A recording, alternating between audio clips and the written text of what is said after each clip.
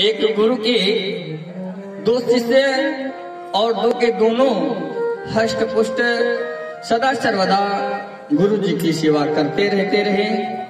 गुरु जी का वंदन करते रहते। बिना गुरु जी का सेवा किए वो दोनों सोते नहीं थे। जब तक गुरु जी भोजन नहीं कर लेते तब तक वो दोनों भोजन भी नहीं करते थे। कथा सुन करके कथा सत्संग में भी जाया करते वो दोनों बच्चे। कथा सत्संग को सुन करके घर वापस हो रहे थे। घर जब वापस हो रहे थे तो मार्ग में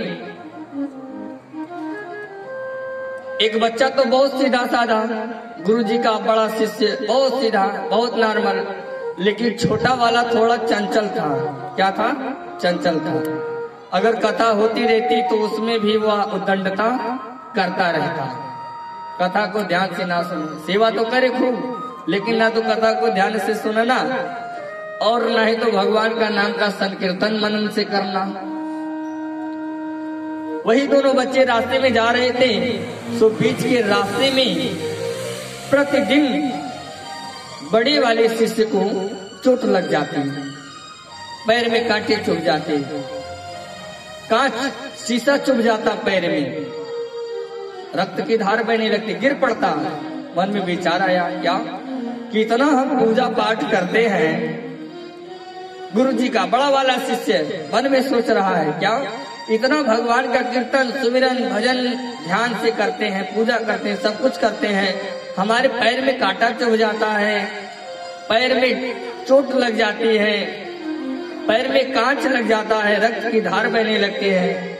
एक हमारा गुरु भाई है, एक हमारा छोटा गुरु भाई है जो इतना उद्दंडता करता है, न तो भगवान का ध्यान से कथा सुनता है और न ही तो ध्यान से भगवान का पूजा करता है। गुरु जी का अगर चरण भी दबाता है तो चरण दबाता है यहाँ और ध्यान रहता उसका वहां, लेकिन उसको कुछ नहीं होता है। ये क्या माया है भगवान की। मन में विचार करके गुरु जी के पास आकर के वह शिष्य पहुंचा। जब गुरु जी के पास वह शिष्य आकर के पहुंचा तो अपने नेत्र में आंसू की धारा को भर करके कह रहा है क्या गुरु जी आज मन में बहुत उदासी है। किस लिए उदासी है? क्यों उदास? क्या बात है? किसी ने कुछ कहा बेटा? नहीं गुरु जी। किसी ने मार दिया? नहीं गुरु जी। फिर किस लिए चिंता कर रहे हो गुरु जी? मन में केवल एक सवाल उठ रहा है क्या कि मैं इतने ध्यान से भगवान का पूजा पाठ अर्चन वंदन कथा सुनना, कथा सत्संग में जाना, दान पुण्य इत्यादि करना, सेवा अर्चन वंदन करना, सब कुछ मैं करता हूँ, लेकिन चोट हम ही खाते हैं। और हमारा छोटा वाला गुरु भाई है वह तो बहुत दंडता करता है, न तो भगवान का ध्यान से भजन करता है, ना तो भगवान का ध्यान से कीर्तन करता है, ना तो सत्संग में जाता है। इतने नहीं प्रभु, वह सेवा भी ध्यान से नहीं करता है। सेवा करेगा यहाँ, मन उसका रहेगा वहां, लेकिन उसको कुछ नहीं होता है। ऐसा क्यों गुरु जी? गुरु जी ने बताया कि बेटा आज जो आपको चोट लगी हुई है, आज ही के दिन आपका मृत्यु लिखा हुआ था। क्या लिखा हुआ था? मृत्यु लिखा हुआ था। किसी जन्म में तुम पाप किए थे जो आज तुम्हारे पैर में कांटा चुभा, कांच चुभा, रक्त बहा, चोट लगी, ये कष्ट दे रहा। क्यों? क्योंकि आज आपकी मृत्यु होने वाली थी। ये थोड़े में ही आपका वह मृत्यु का संकट टल गया, और वो तो पूर्व जन्म में पुण्य करके आया हुआ है, इस जन्म में नहीं कर रहा है ना, लेकिन पुण्य जन्म में, इसके पहले वाले जन्म में वो खूब पुण्य किया है, खूब दान किया है, खूब यज्ञ किया है, इसीलिए वह मौज करा। लेकिन इस जन्म में यदि वह नहीं कर रहा है तो अगले जन्म में उसको इसका भुगतान भरना पड़ेगा, करना पड़ेगा। हाँ गुरु जी सही। हाँ बेटा देखो कुंडली ऐसे स्पष्ट करके कह रही है, लिख रही है, तुम्हारे भाग्य की ललाट कह रही है कि आज तुम्हारा मृत्यु था, लेकिन थोड़े में ही आप बच गए, थोड़े में ही संकट निकल गया। क्यों गुरुजी, ऐसा क्यों हुआ? क्यों? क्योंकि बेटा आप हमेशा भगवान का भजन करते हो, भगवान का कीर्तन करते हो, भगवान का सुमिरन करते हो, सत्संग करते हो, इसलिए वह मृत्यु टल गई। अब क्या रह गया? सुंदर गुरु जी से जब वह शिष्य उपदेश पाया तब वह जा करके भगवान का ध्यान से पूजन करने लगा और वंदन करने लगा, निवेदन करने लगा। क्या?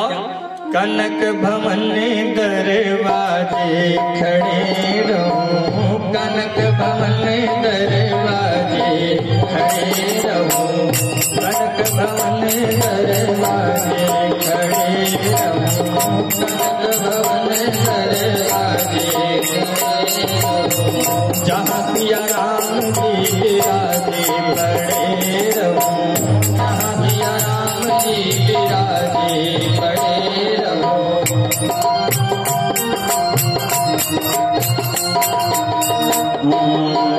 कनक भवन दरवाजे पड़े रहो, कनक भवन दरवाजे रहो, कनक भवन दरवाजे पड़े रहो, कनक भवन दरवाजे पड़े रहो, जहाँ सिया राम जी विराजे खड़े रहो, जहाँ सिया राम जी विराजे खड़े रहो।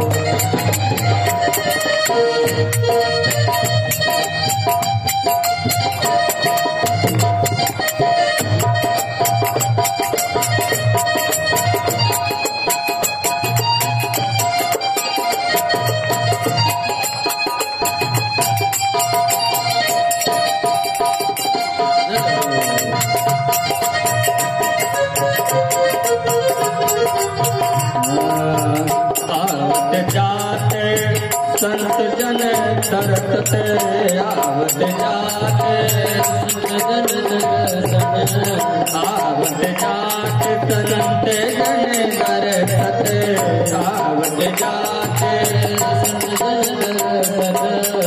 आवत जाते, संत जन तरसते आवत जाते,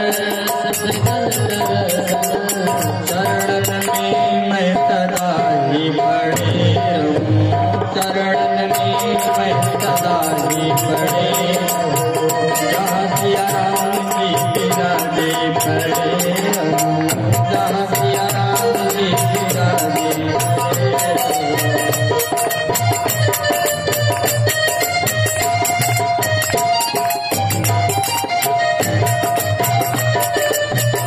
सीताराम जी भगवान की